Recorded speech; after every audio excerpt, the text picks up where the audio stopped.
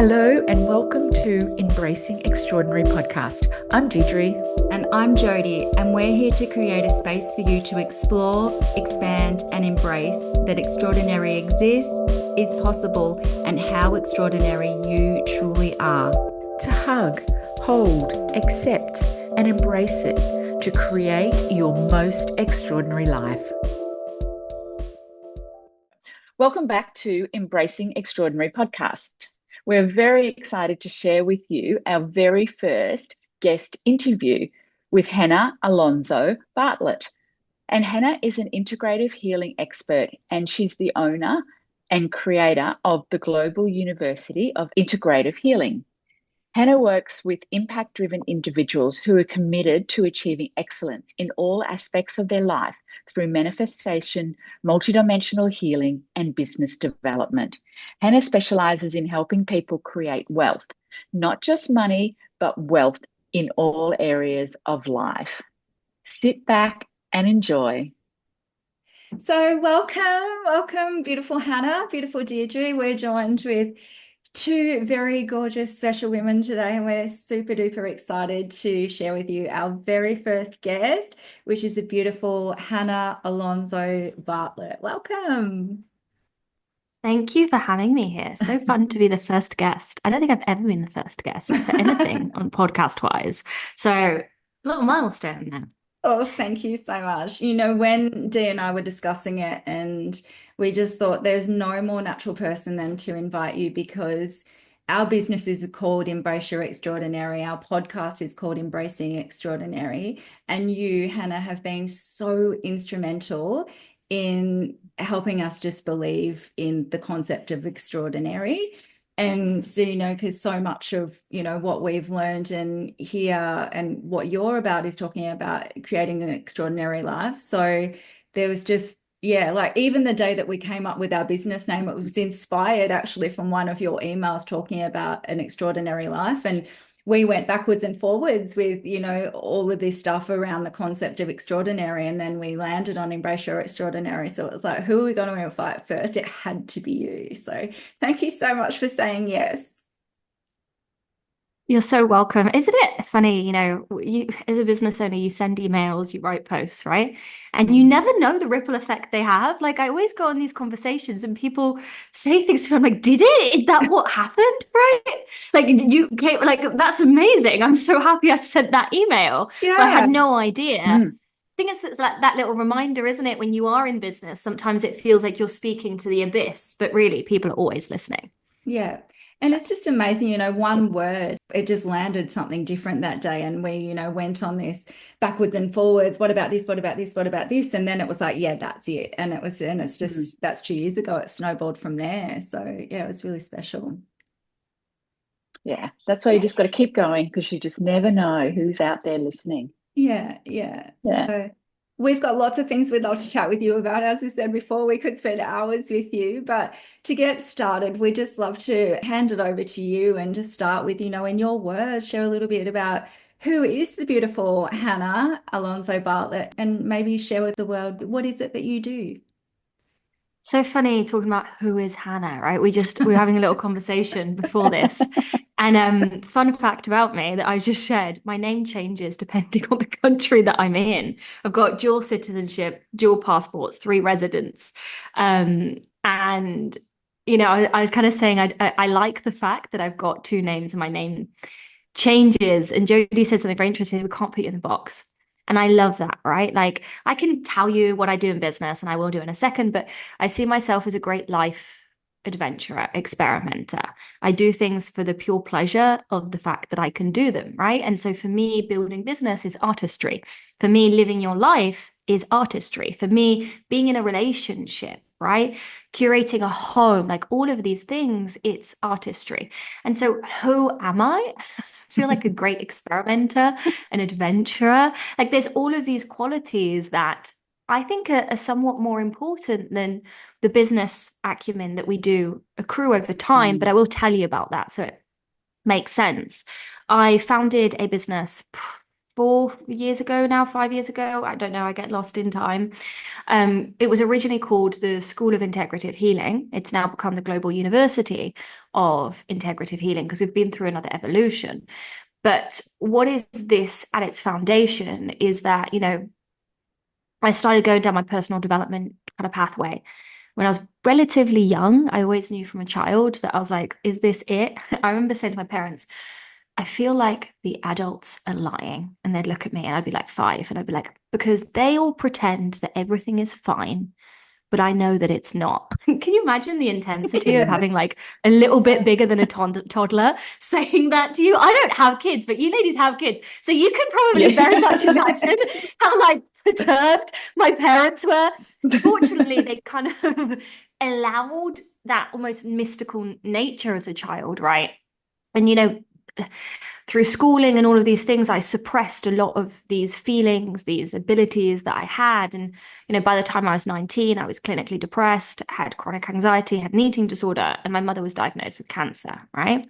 And so I started exploring personal development in what I'd say is quite a desperate way, a way that you only explore when you've just got a really big slap in the face, I would say, just like, if anyone's listening, if they've had someone close to them pass or someone be ill, to contemplate your mortality at a very young age is an interesting thing. And so, I was contemplating, well, what is life? What does this mean? My mum's not got to retirement age and she's seriously sick, and I'm not well and I'm not happy and I'm 19. Is this life? Is this all it is? Is this it? And I was studying a psychology degree, and I say this not to show off, but I got the best grades in the whole university in my final year. You couldn't have done better than me. And I thought, God, if I'm the best we get, we're really screwed. We're like, do you know what I mean? I'm like, because I see no solutions. I just see, my partner calls it mental masturbation, when we're just obsessed with information and like learning and theories, but in application, there was no change. And so this kind of initiated a 7-year journey for my mum dying. And I always say me learning how to live simultaneously. It was this very kind of parallel process. And in this time, I studied everything I could get my hands on, and I applied it and I practiced it. And I came across all of this ancient wisdom and information. And I was like, oh my God, it would have been so different for her if she'd known this. Oh my God, it can be so different for me. And so when my mum passed away, when I was just before I was 27, so nearly 5 years ago now, which is wild. So the business is 4 years then. I decided in her honor and legacy, and also just from this, I don't want to use the word moral because that makes it sound like airy, and it wasn't, but it's just kind of this maybe soul purpose of like, you can't just sit on this information. You can't just share this, right? Because I've been in that desperate place of like, I will pay anything to make this stop. I'll do anything, right? And I founded the school. I started collecting and kind of bringing together all of these different modalities and ways of approaching life. And I started applying the healing work, right, to business. And we hit 6 figures in our first year of business. I was like, oh. Then we hit $250,000 in a year and 3 months. Then we hit 7 figures in 2.5 years, total revenue, not yearly revenue. And it was this mind-blowing thing because, I'd say to my family, this shouldn't be me. My parents are hippies. Do you know what I mean? Like, I waitressed for 10 years. That's what I did professionally. And I worked with kids with autism and disability. I didn't do an MBA. I didn't study business. I didn't. I didn't, and I realized, wow, everything that I applied, which is basically laws of the universe multidimensionally, to my business had the same results that it did to my body, to my health, to my well-being, to my self-concept. And so, then I branched into what we call multidimensional business. It's the multidimensional business system. It's the application of the healing work in the business context. And so I've now grown and scaled the global uni of integrative healing and the multidimensional business system. The core remains the same. It's basically giving people code sounds too fluffy, but in inner systems to create whatever they want in their life. Because I believe you can have money and still be poor. So Mm.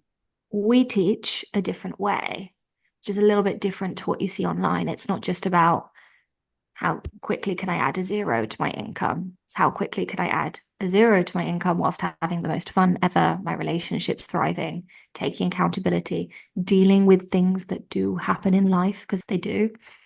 And so, in essence, I suppose that's what I do. But who I am is still an experimenter and adventurer, and probably a child. And I'll be 90 and I'll be like, yeah, still very much that. Wow, it's amazing. So amazing. You're so inspiring. Thank you, Jodie. Thank you. No, it's absolutely beautiful. But Hannah, talking about that, in your experience, what do you think is I suppose, the biggest factor that holds people back from true healing? And I ask this question because, like, I have a daughter who I just think there's so much value for this, exactly like you said, for this information to get out there. And, I'm really curious, and I suppose I want to understand more about her and how I can support her. But it's interesting to hear your perspective on this, in terms of what do you think is the biggest factor that holds people back from this healing? There's so many ways that I could answer this question. In terms of performance and healing yourself, I think the biggest block can be the belief that it's possible for you. People have this thing where they're like, my trauma is special and unhealable. My belief systems and my inner blocks are bigger than yours, right? It's this funny kind of identity that people create around being them, the unfixable problem, right? They're special, it won't work for them, they can do all the things, and it's just a belief system. And so it feels true. And so to take this a step further, I think the biggest block is not being able to step back and see in your life the distinction between something that you've always believed to be true, like I'm unworthy, I'm unlovable, money's hard, and actually accept, because you can only change belief if you can accept that there's another reality. I think that's the hardest step, right? It's like if you've had a whole life of evidence of poor relationships, accepting that a good relationship is possible for you, that first step, that's the hardest. What comes after that is much easier. If you've lived a life where money has been scarce physically and you've been in challenging places financially, right? That initial step of believing that you can actually be abundant and then doing what you need to do to get there is probably the most challenging. Now, in the context of your daughter, because now we're looking external to self, right? I think it's, my mum used to always say to me, she's like, I'm so sorry, Hannah.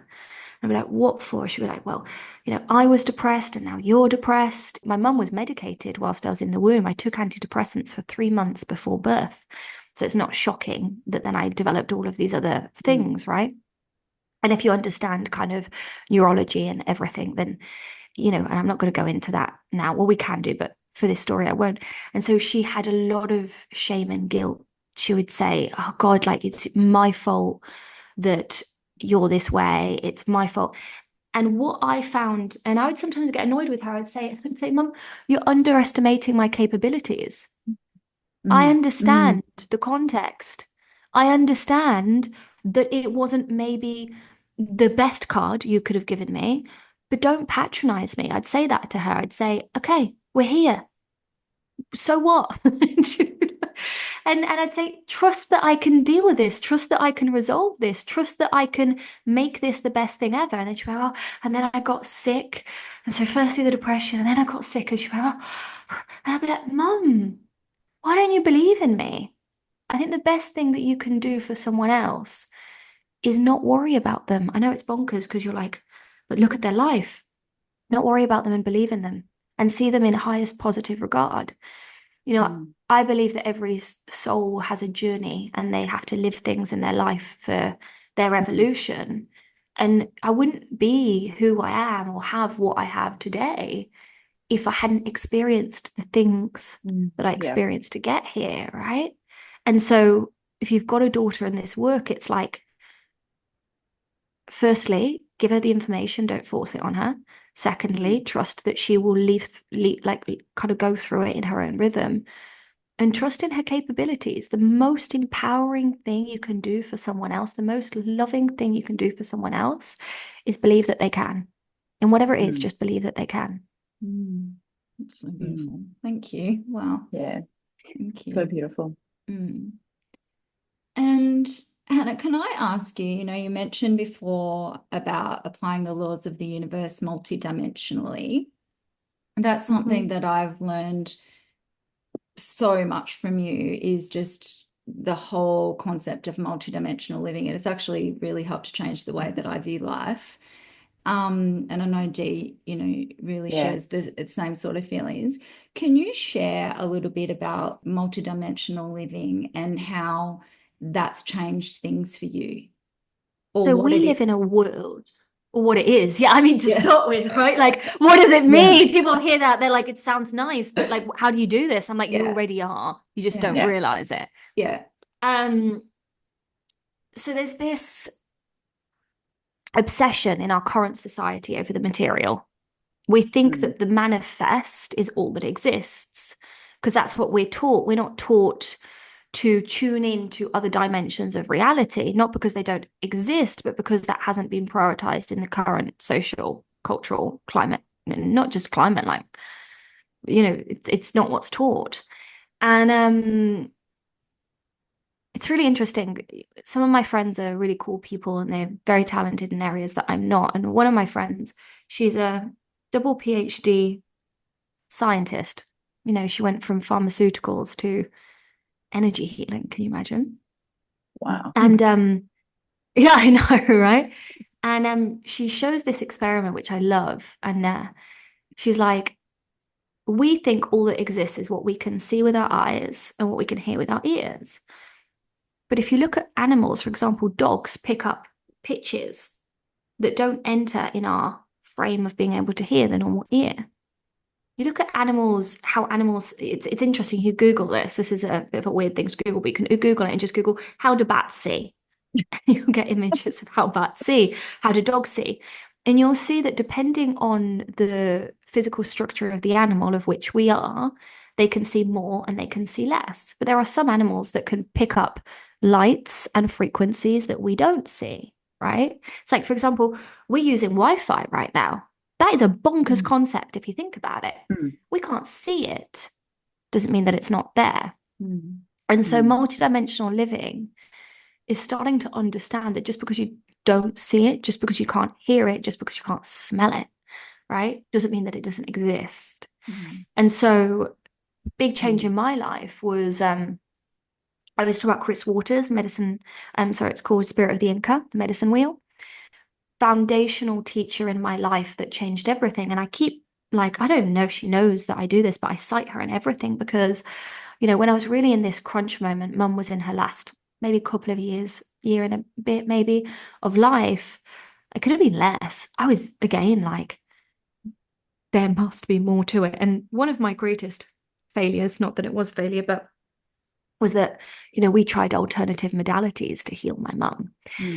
We did all of these long nutritional things. It didn't work, right? And that was such an area of my life that I did not want to fail in. Of all of the areas, right? Like saving my mum. And I've learned since you can't save anyone but yourself. And there's choice. But anyway, the one thing that I learned was valuable was that, you see all these stories of cancer cured through nutrition. I've been in those nutrition cancer circles. It's only a percentage of people that are cured through diet. Uncomfortable because the nutritionists don't want to talk about it. They just want to like push their nutrition saves everything, become a vegan. But like when you're in the thick of it and you see it's like about 20%, a lot of people in these communities die, even though they do these wild diets. And so I was asking myself, like, why? What distinguishes the people that live, the people that die? I was like, this doesn't make sense. None of this makes sense. And I wanted solutions. And then I met this lady called Chris Waters. I didn't meet her. I ended up at her training, which is a funny story for another time. And she sits down on the first day and she goes, the problem is you think that the physical is everything, but the physical is only 25% of what exists. And so initially I'm like, what? Nutrition's not the whole thing? There's more than the physical body? She's like, there's actually 4 planes, 4 governing principles in the universe. And this is a piece of Inca tradition, shamanic wisdom that's been passed down for, as long as time. Got the physical, which is the bottom 25%, right? Then you've got the emotional, mental realities, right? So that's the thoughts that you think and the emotions that you feel.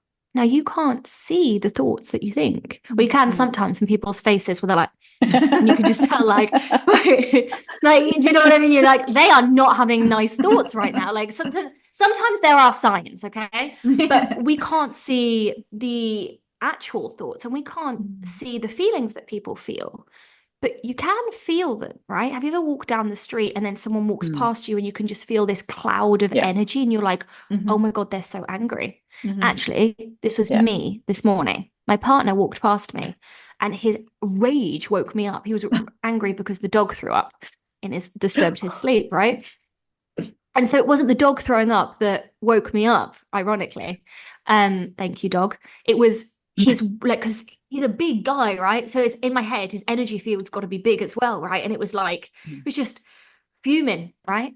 So we can feel emotions and everyone's got some form of experience in this. But what we understand from the shamanic plane is that your thoughts tell the universe what you want. And this is Joe Dispenza piece. And your frequency draws them in, right? We're starting to hear this more and more. Shamanic medicine takes it deeper and it says your thoughts and your feelings aren't just the ones that you're having now.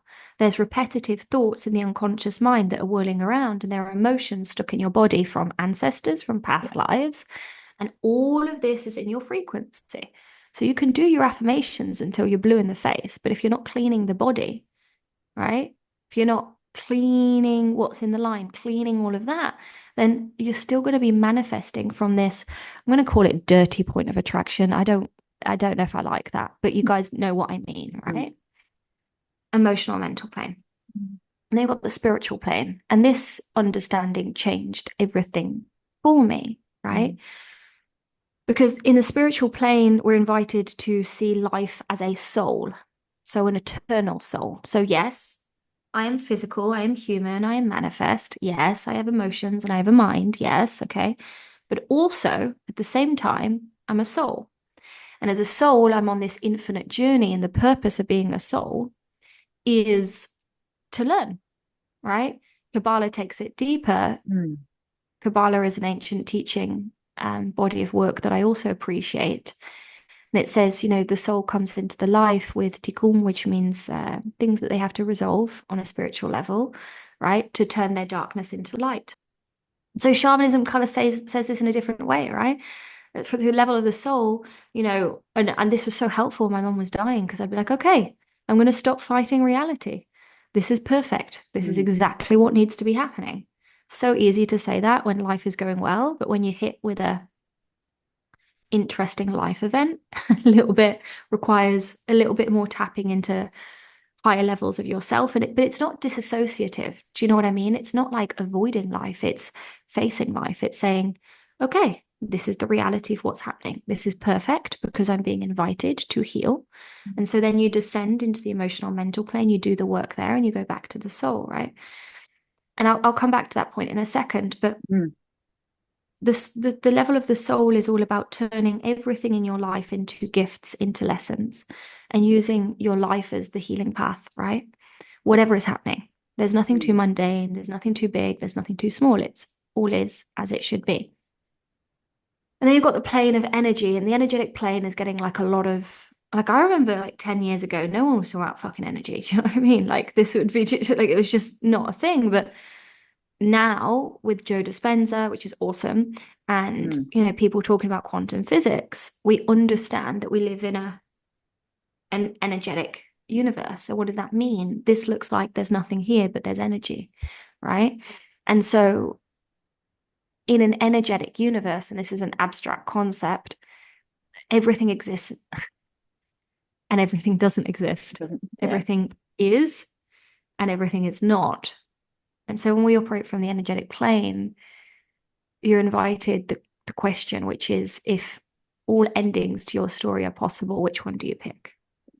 And so energy is about potential, energy is about manifestation, right? And so what I love about shamanism is that I find that people kind of specify in one, right? Especially in business, you've got strategy teachers being like, do this content hack and you will be a bazillionaire, right? Or you've got very manifestation people being like, it's all energy, nothing matters, don't do any strategy. And the truth is, and the reason that I appreciate this multidimensional plane is that it's layering all the truths. Action does matter. The physical does exist. We do not live in la la land, right? Do your healing work. It's important. Also, everything is perfect. And yes, what are you creating from the manifestation plane? And that's how I've approached every single area of my life. Can I do the work that's appropriate for the context of what's happening right now? And that's honestly what blew up my business, working on all four planes. It's so incredible because really it's explaining not just you know, who you are, but it's more about what you are. Like as a human, this is what it means to be human. And it's so empowering when you can start to view that it's more than just me here. Like I'm more than this, and just being able to tap into that. It's life-changing learning that stuff. Well, I've found it life-changing. So yeah, it's incredible. Thank you. I love the way you explain things, Hannah. Like, yeah. Born to speak. Born to speak. I used to think, oh God, it's a big problem because I'm so loud in Spanish. Like, why am I like this? Why can't I be, that trend? So demure, so much. Never been that. Can't resonate. Never been that. Right. And now I'm like, oh, I'm meant to talk. It was all leading you here.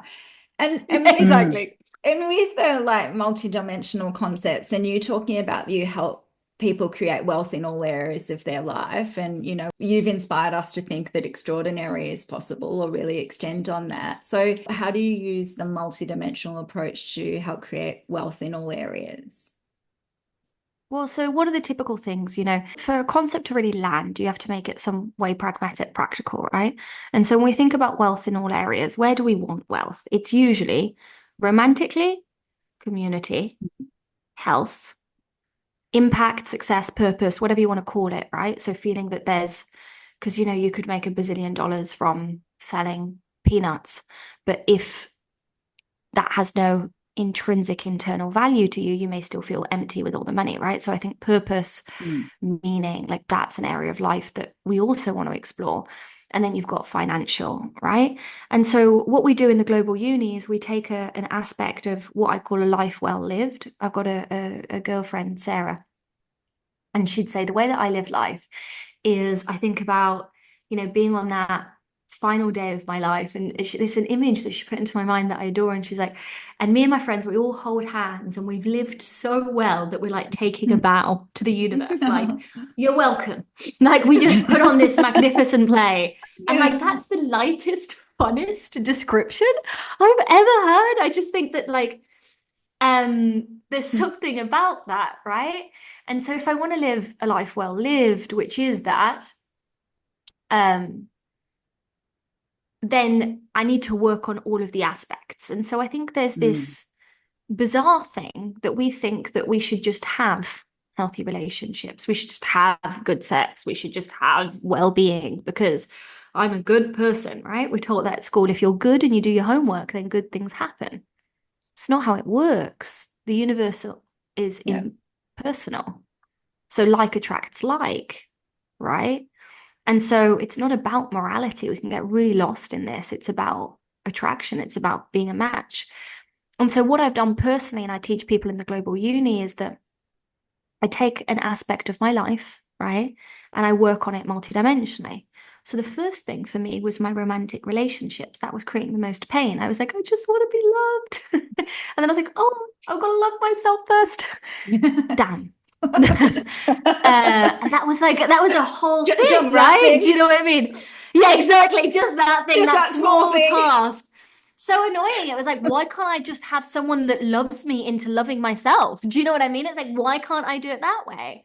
And so I started the shamanic work with that. And so, to look at relationships multidimensionally, physical plane, I had to put myself out there and date and have experiences. Emotional, mental, I had to deal with all of the stuff that came up. God, I remember, this is a funny story. There was this guy that I really liked. Okay. So it was in my hippie era. He had this yoga conference that was on the TV. He was very like high status in the yoga world in Spain, very niche world. And he invited me on this date, and I was so excited. I invited him to my birthday, and he came, right? And then he came for a few hours and he left. And I felt so much rejection. I was like heartbroken. We'd had 2 dates. Do you know what I mean? But I was like devastated. I remember being in the kitchen with my friend, and I was like, I feel so sorry for myself.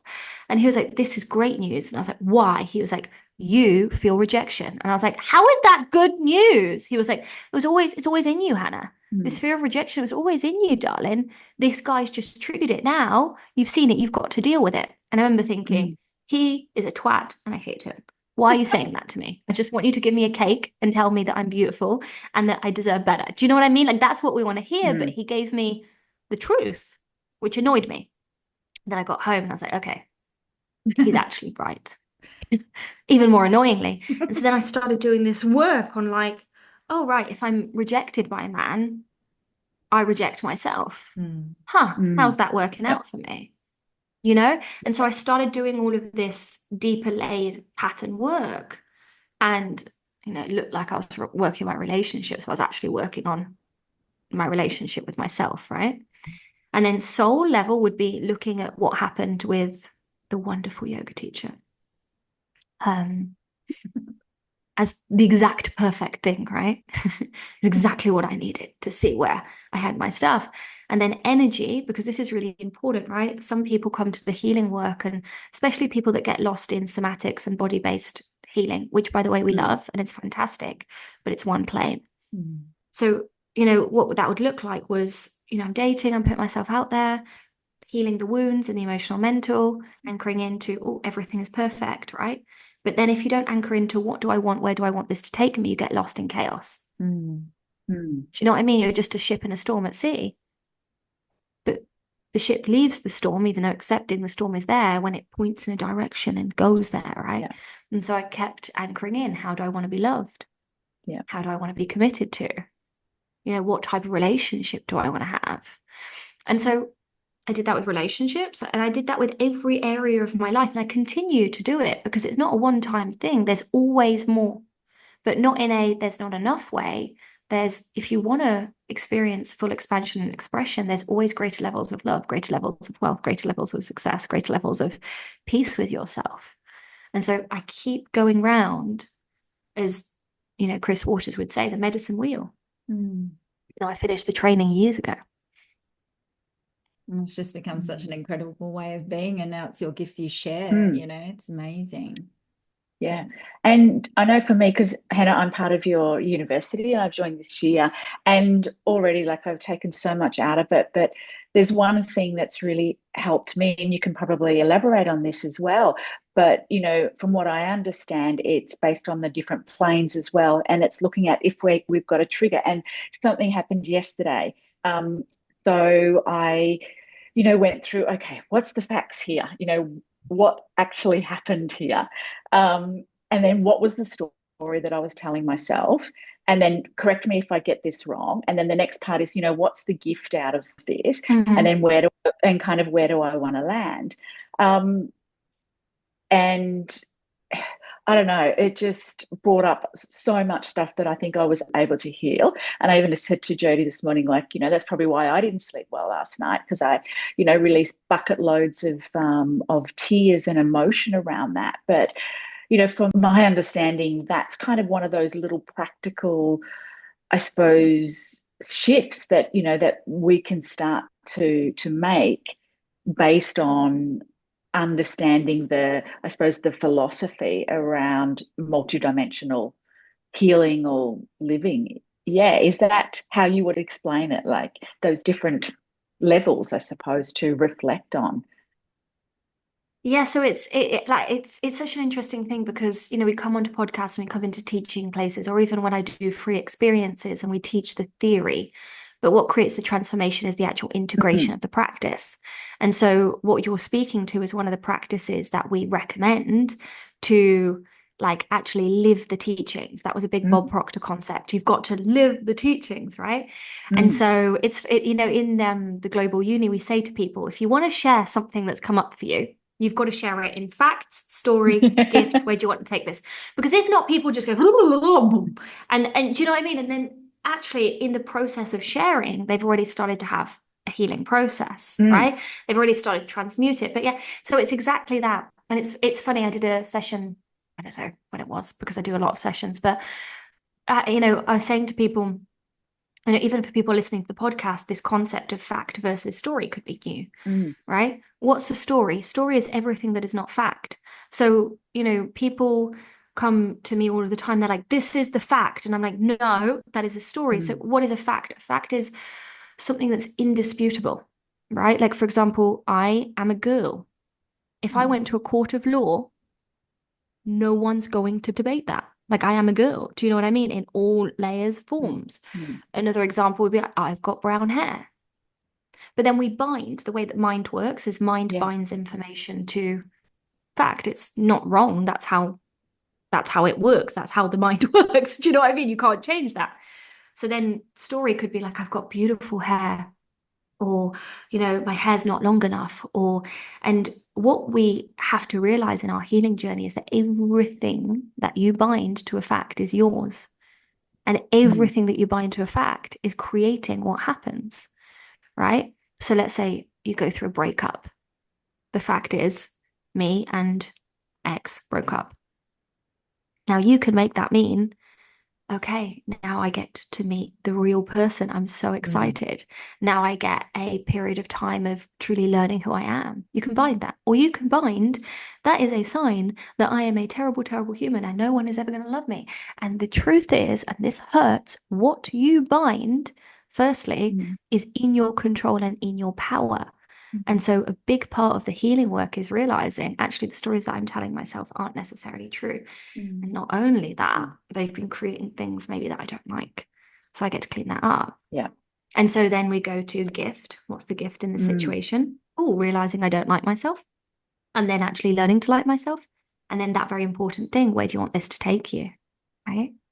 So yes, that is exactly one of the frames that we use. And you guys can start using, because I'm yet to find a situation where it's not been helpful in. I'm not sure if that's been your experience as well. I'm like, it's always helpful. It's always helpful. And you know what I love? It's so simple. And it's that power of taking the space just to self-reflect. But what I love about it is that there's actually learnings that then you can start to integrate as well. You're working within the 4 planes right there. That's amazing.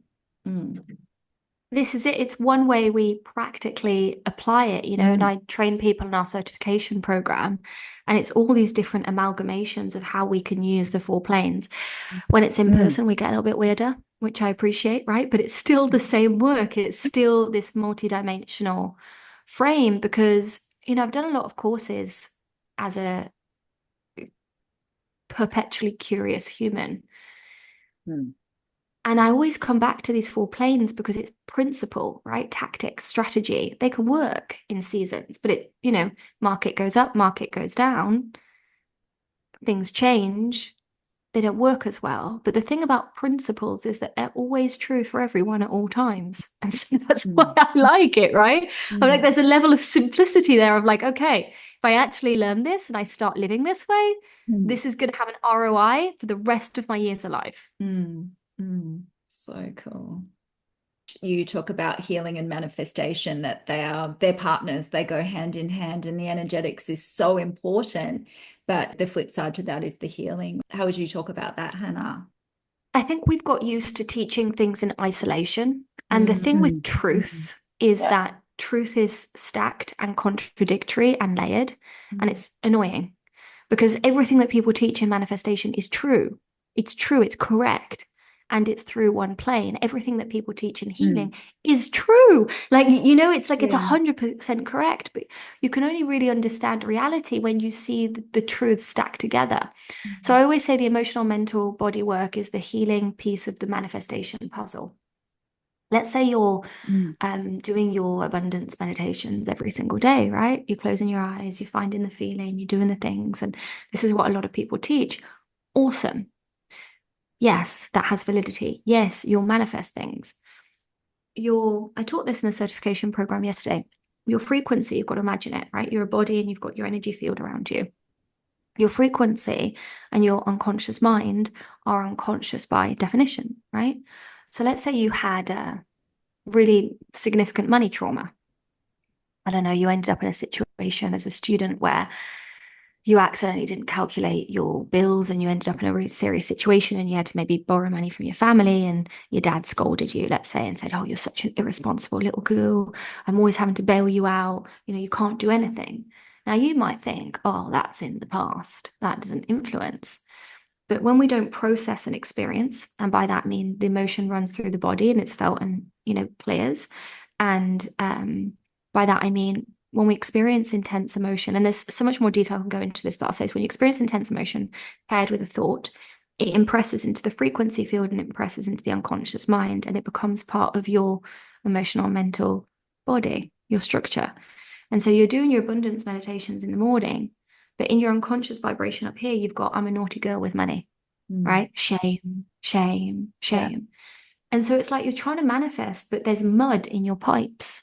You're trying to flow abundance through your body, but your pipes are shut closed because you're scared, you're terrified, you're judging yourself. And so what the emotional mental work does is it cleans up all of this stuff in your field, and you do it in so many ways. And so you start to become lighter and you'll start feeling I feel myself from when I was depressed. I'm like, this is a weird thing. I didn't used to really see color when I was depressed. And I only found out that that wasn't normal when my emotional state changed. And I was like, "Oh my God, there's so much color in the world." I actually didn't see it, right? Wow. Isn't that weird?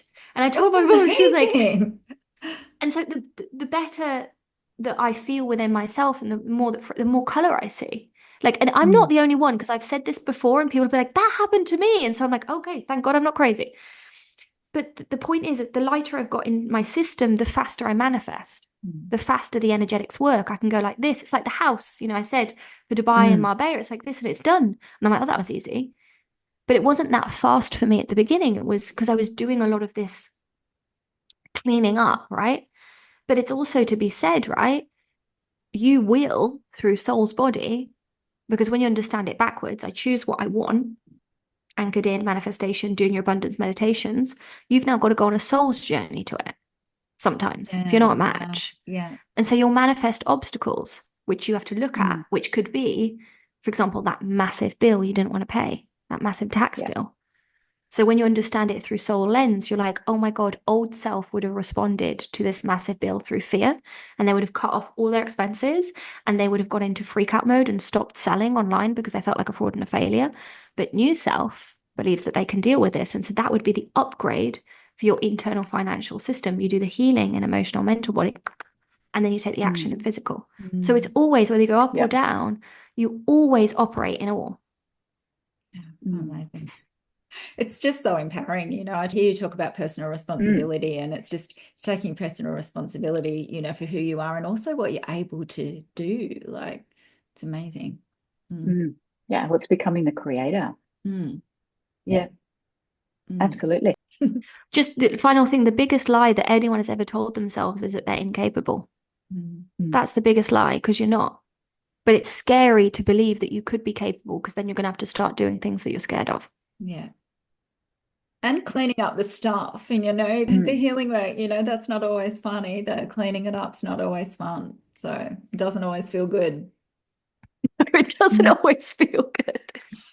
But it doesn't mean it can't be done, and there's beauty on the other side of that. And that's what's so beautiful about you too, Hannah, just your faith. I find that super inspiring about you, just your conviction and your faith in things like bringing the formless into form.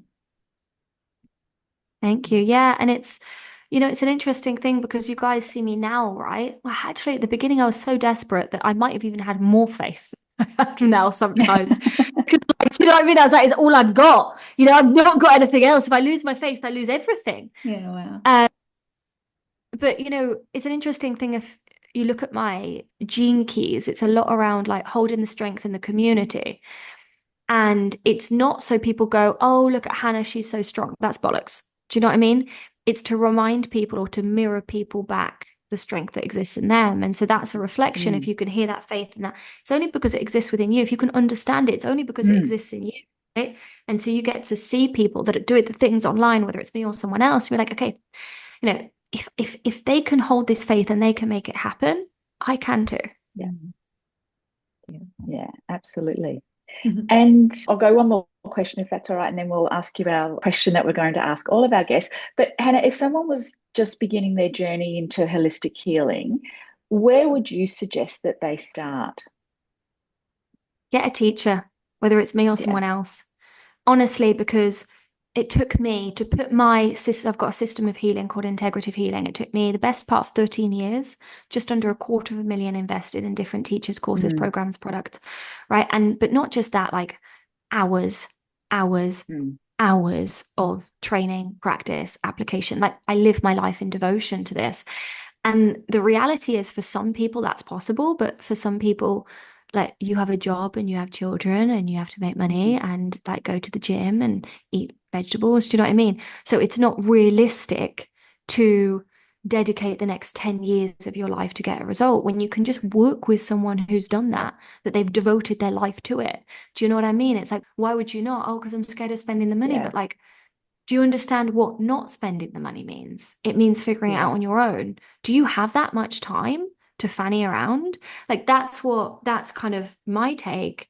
And which is why I've always made it a priority. So if you're beginning, like just find someone who I'm going to say something, and I hope this is taken the right way, who isn't just an influencer of wellness online, someone that's actually trained in something practical and tangible that can help you get results in your life.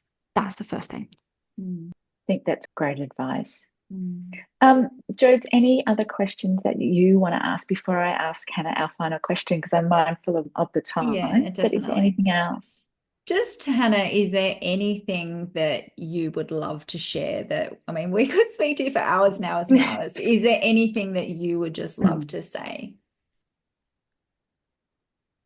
Let's come back to what Deirdre said about what's the biggest block. And I've lived life in many identities. By that, I mean I've been like broke hippie on the beach in India, volunteering, earning in rupees, like very few rupees, but still rupees. Um, I've been in like waitressing world. I've been in working in universities. I've been a student. I've been in the business world. I've been in all of these different kind of places before I got into the success world, right?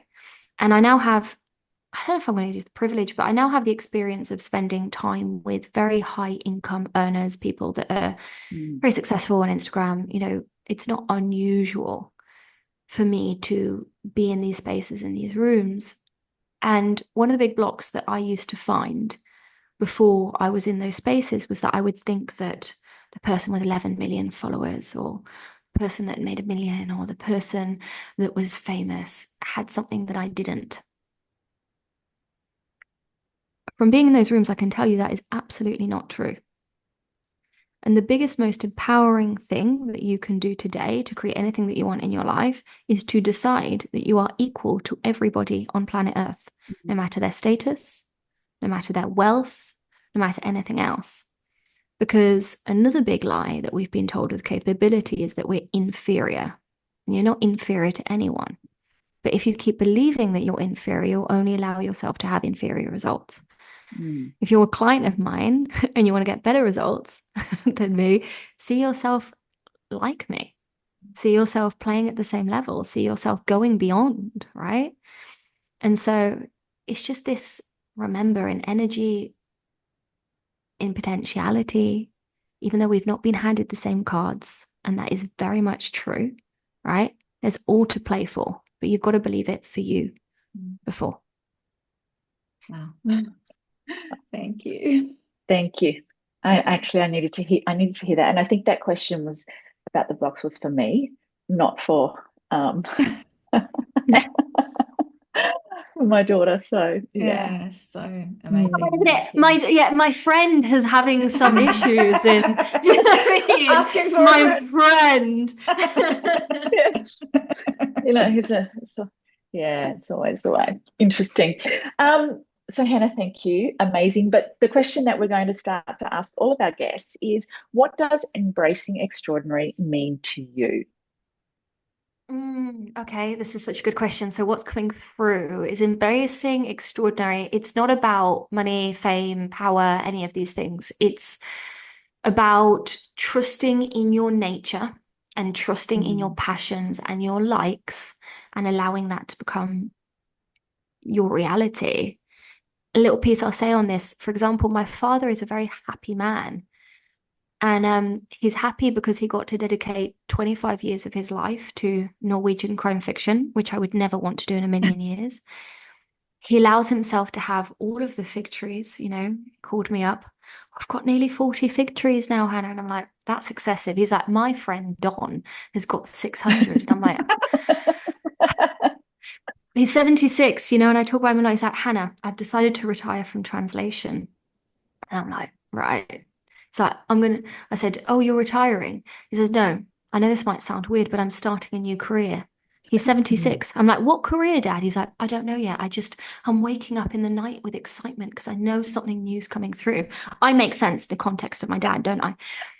For me, that's an extraordinary life. Do I want to translate Norwegian crime fiction translation and plant fig trees? Absolutely not. Right? No, thank you. But for him, that's what's true for him. And the fact that he's allowing himself to do that and be that and have that is extraordinary. So extraordinary is when you quiet all of this, you go within and you ask, what do I want? What do I want to create? Who do I want to become? What do I want to experience? And then you allow yourself to go for it, whatever that is. Oh, Yes. I love that. I love that. Thank you so much. And Hannah, where can our listeners find you? So my Instagram is probably the easiest place. The key thing to note is that even though we have said my name is Hannah, it's spelled Jana. Do you know what I mean? Because if you type in Hannah, how you'd expect it. Exactly. If you type it in, you're not going to find me because it's spelled Jana, which, to be fair, people remember me. They're like, oh yeah, you're Hannah with a J, right? So Hannah with a J, remember that, right? And it's Bartlett Alonso. And just drop me a message. Like, I like to hear from you. Drop me a message. If you drop me a message and say that you heard me on the Extraordinary podcast, right? Just like that, simple. Then, or just put Embrace Your Extraordinary, whatever you want to put. I'll send you a free course. I'll send you a free resource, something you can actually dive into this work. So let's do that. That would be a fun thing to do. That is so generous. And I'm here as a testament, Hannah's free courses, they are incredible and they are value packed. And some of them honestly have helped me completely change how I view life. So that is an incredibly generous offer. Thank you. Yeah, absolutely. And any final thoughts, Hannah, that you would like to share before we close off? No, but thank you, ladies. Here's to the success of your podcast and it, reaching the exact perfect ears and this planting the seed of transformation for them as well. And Jodie, I can't wait to welcome you into the uni when it's your moment. I know we're going to have some stories to tell on that one. Oh, it's been a long time coming. Yeah, absolutely. So thank you so much for your time, Hannah. I appreciate it so much. Yeah, absolutely love listening to you. I can learn so much. And that's all I'm listening to now that I'm a part of the uni. So it's fantastic. So thank you so much. Yeah. You're welcome. Awesome. Well, thank you, ladies. Ciao. See ya. Thank you. Thanks so much for joining us. We hope this conversation has inspired you to start to explore, expand, and embrace that extraordinary exists, is possible, and how extraordinary you truly are. If you loved this conversation, we would be so grateful for you to share it with the people in your world who you think might love to hear it. Please leave a review to help us reach more extraordinary people like you and turn these ripples into waves. Until next time, remember, you're extraordinary. Dare to embrace it.